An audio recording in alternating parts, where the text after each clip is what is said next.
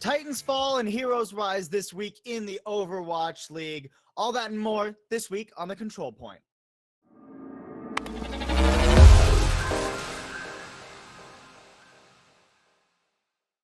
Welcome back to the Control Point, everyone. I'm Paulsible. With me is Kenobi and lafon. This week, we're going to start off by discussing a bit of a schedule change for the Overwatch League. After that, we'll take a look back at the previous week of matches, and then we'll preview week 11 as we do normally. First off, though, let's talk about that schedule change because it's a bit of a funky one. We were told this year that all the matches were going to be weekend exclusive. That is no longer the case. We're getting back to the good old days of Thursday and Friday matches, lafon. Yeah, and I mean, this is really a case of the world as it is dictating the pace of schedule changes. Really, that's what it comes down to, right? The fact of the matter is, without the homestand model, you really don't have a reason to be exclusively on the weekends. So spreading it out over the weekdays will also increase the amount of time that you can watch during the week, which is nice. It also makes it a little bit easier on production. I think you don't have to have those extremely long days running back to back. And on top of that, of course, we don't have to wake up at 2 a.m. only to watch games again at midnight the following day. So I think overall, this is just really a matter of convenience for the players, for the production staff, for the casters, and of course, for the viewers as well. It's a little bit of respite, I think, is the best way to put it, right, lafon? I think that's the way that it's kind of been, where it's like we've had these like very long days of Overwatch, consistently, like you talk about, you wake up early and then you have to wake up, 6 hours later to watch the rest of the games. Now we're going to have it kind of like sectioned out in blocks, and it's going to be, I think, a lot easier for people to digest. My sleep schedule is certainly thankful, although we do still have the games out of the Chinese, the Asia region in general still are going to be played on the weekends at those early time slots. So those aren't moving at all. It's just the North America games that are going to be Thursday and Friday. But let's move on and talk about an exciting release that's coming this week. Tomorrow, allegedly, Echo is going to be hitting live servers, Kenobi. Yeah, this is very exciting. We haven't had a new character for, I believe it's been about 8 months since Sigma was released. So it's been quite a while since we've had this kind of injection of excitement into Overwatch League and Overwatch in general with this new character. And I think it's going to actually be, a lot of people were upset that it's a DPS, but I think one of the things that I think is really cool about Echo is that how fun she is. Everything I've seen about her kit, they had to tone it down a little bit, but everything I've seen about her kit makes her seem like she's really fun, has a very high skill ceiling as well. And I think a lot of the pros are going to kind of, especially the DPS players, obviously, they're going to really like playing this character. And I think it's a very good starting point to inject some more kind of excitement back into the game, which we haven't had in a new character for a while. I mean, just today, Jake, he's not a pro anymore, but once upon a time was a pro DPS, and he was saying the second Echo hits live, he is one-tricking that hero on ranked forever. So we'll see how many other DPS players follow suit. But let's move back and let's talk about this past weekend of matches. And I think the first team we have to discuss is the Philadelphia Fusion. They return as the kings of the map fives that shouldn't even be allowed to happen in the first place, but they do. lafon, they manage to reverse sweep the Paris Eternal and stave off a reverse sweep from the Atlanta Reign. And I mean, we kind of have to start talking about these guys as one of the better teams in OWL right now, yeah? I mean, we absolutely have to talk about them as being one of the better teams in Overwatch League. And I think that is a key clarification to make. I don't think we can talk about them yet as being the best team in the league. And obviously, there are some cross regional things that need to be played out, which can't happen as of right now due to existing reasons that all of you will be familiar with. But I think you have to put them in the same echelon as, the Shanghai Dragons, the Seoul Dynasty, and the San Francisco Shock. I think they have proven that they are up there with those caliber of players, but or with those caliber of teams rather. But I think one of the things that I want to see from Philadelphia is I want to see more consistent gameplay from them, because yes, they're super good. Yes, they execute very cleanly, but why are they getting to those 5 maps in the first place? And to be fair, this is against both Paris and Atlanta, who are, I think, in their own right, fantastic teams, and especially Paris, who has really come alive as the season has progressed.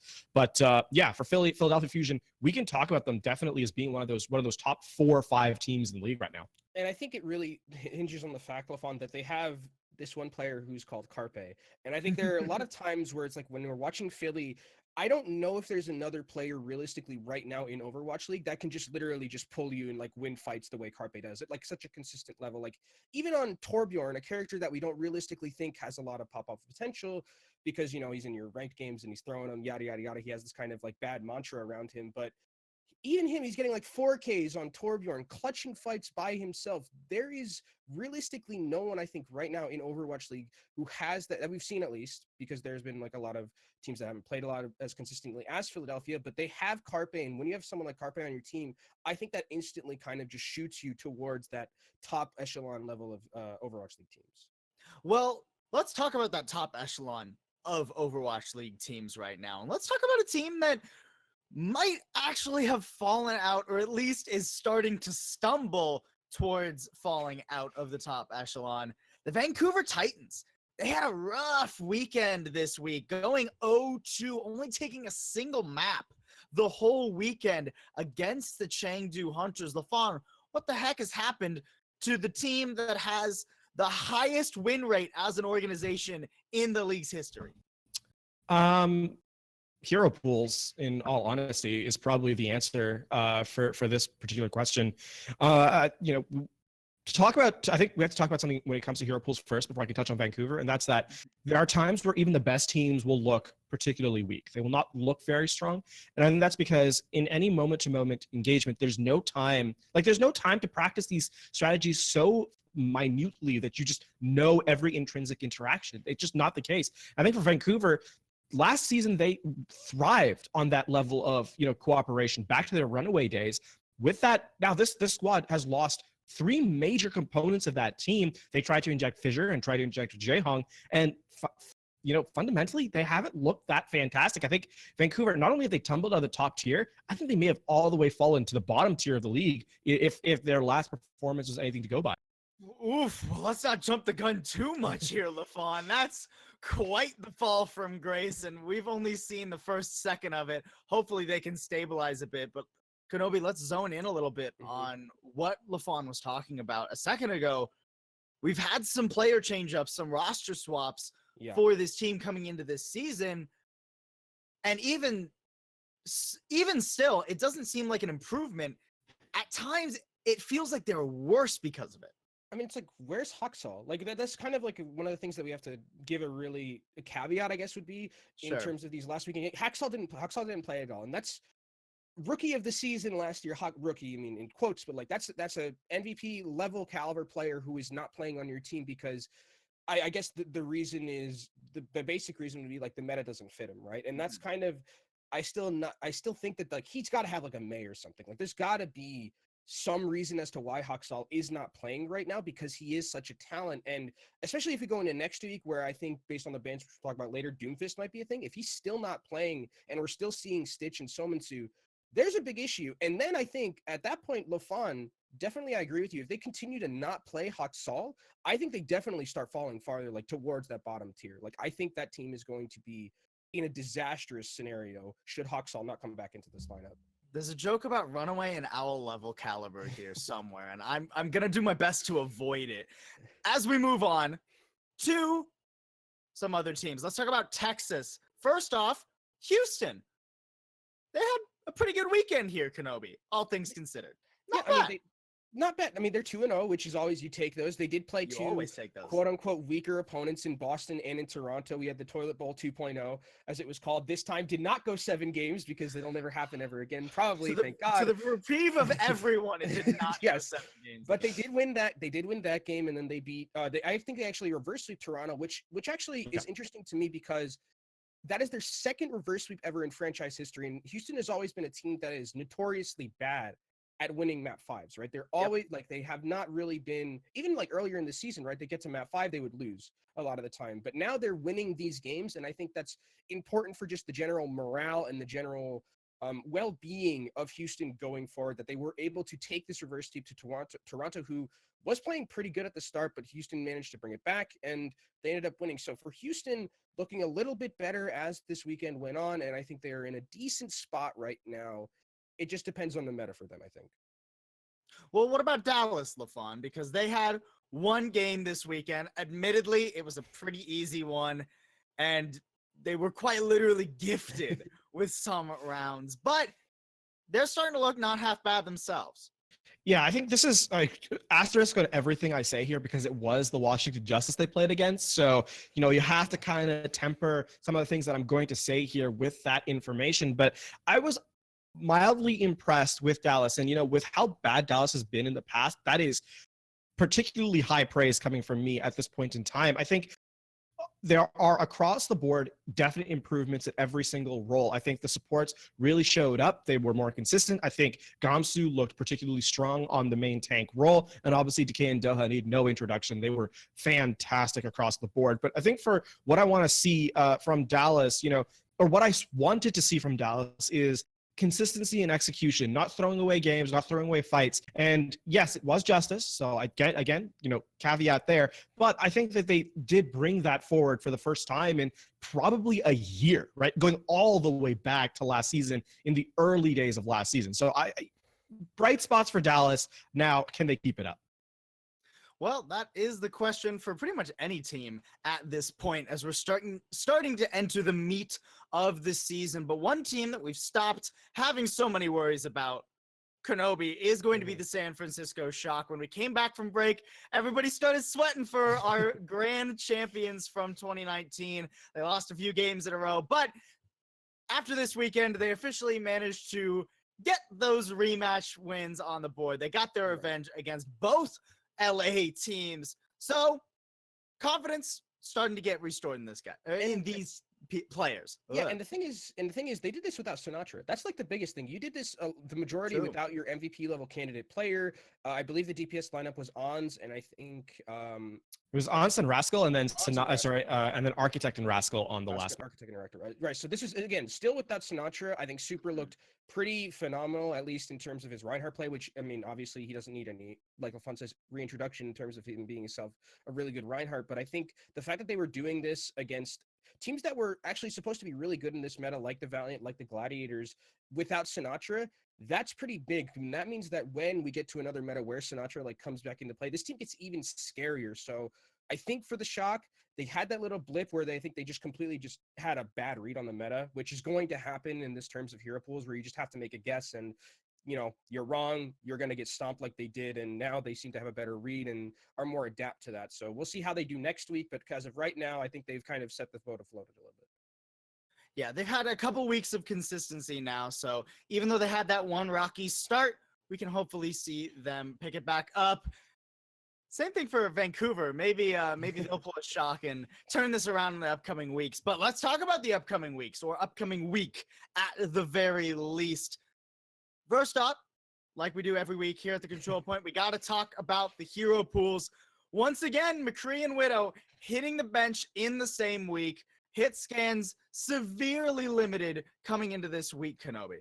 And I think with the rest of the bands, just to go over, we have McCree, Widow, and then the tank is Ryan, and then Brig is our other band. So this means that I think one of the people that actually gets hurt by this a lot is I think it's Tracer, because Brig, as of right now, is like a big enabler to Tracer with the armor pack you can give her. The one thing that I think is I'd actually predict is maybe we'll see like kind of this return of the meta that we saw from Grand Finals last year, where we saw a lot of this double shield composition with the Reaper and the Doomfist. I think that is definitely a possibility. Doomfist is still in like a pretty decent spot. A lot of the teams have like a set Doomfist player, like your Sinatras, your Mirrors, your Hawk Salts, hopefully. So if that is possible, I would like to see something like that come into this next week. Besides that, I don't know what really the composition, it could be dive, but Orisa is still a thing. So like, that's where I'm not sure, LaFon, like what we do in terms of, the composition. Yeah, I mean, dive is probably not going to be played. I'm sorry. You're going to have to go back to 2017 if you want to see that. It's probably going to be double shield. Yeah. Well, at least we maybe get to see Doomfist. Yeah, I don't know. If we're not seeing dive, a lot of people aren't going to be happy. Oh, man, don't get me started on double shield, Kenobi. But I am going to get all of us started here on one of the exciting matchups that we have coming up this week. It's one of my favorites. Every time we see it in the Overwatch League, the battle for LA. LaFon, this always delivers every single time without failing, considering that both these teams both beat the Shock and then got stomped by the Shock when they had to play him again. I'm excited for these teams to maybe be punching at about the same level.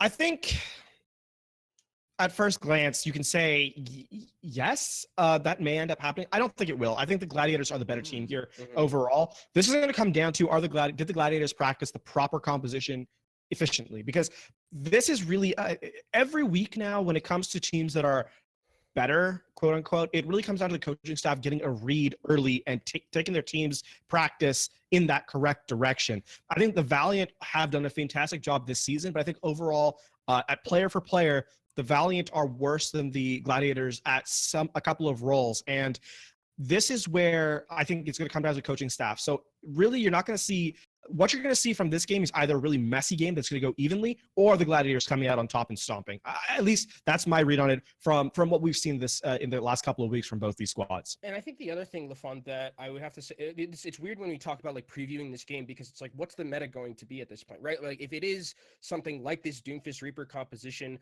I would definitely expect that it's Glads who win this handily, because Glads have Mirror, who is in his own right an incredibly talented Doomfist, and I don't know if there's someone on LA Valiant who has that type of level of play in the Doomfist play specifically. So that's really where I'm going to be looking out for, is the DPS matchup, because I think the DPS in this matchup are all very good. I think it's Mirror, who is a phenomenal Doomfist, KSP, who is getting towards the point where I think he is in the consideration for Rookie of the Year, and I think that is probably the matchup that I'm going to be looking out for most of.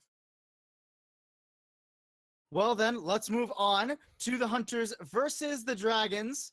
This is going to be the third time that these two teams have faced off. Both times thus far, it's gone the Dragons' way pretty substantially easily, all things considered. Kenobi, actually, no, wait. Actually, Chengdu won. What am I talking? They were both stomps, though. You're right. They were both stomps. They were both stomps. They were both stomps. So you're like halfway there. You're halfway there. But I think my brain's not halfway there. It's going to be another weird thing where it's like Chengdu is at a point now where I don't know with this team. Like, they have Jinmu, who's very, very good, but they're doing these weird things where there's like switching out Molly and Langsa with Kyo, and like Kyo's in the lineup sometime because I guess they think he's a better Baptiste. And it's just a little bit weird to me, these kind of rotations that they're making in terms of their support line. I think they've kind of settled on the fact that they're going to be playing Leave and Jinmu as their DPS lineup, which Leave, he's been all right. I think Jinmu's now really the person who's that kind of carries that team. So I think, again, though, Lafon, Shanghai Dragons, they're very good.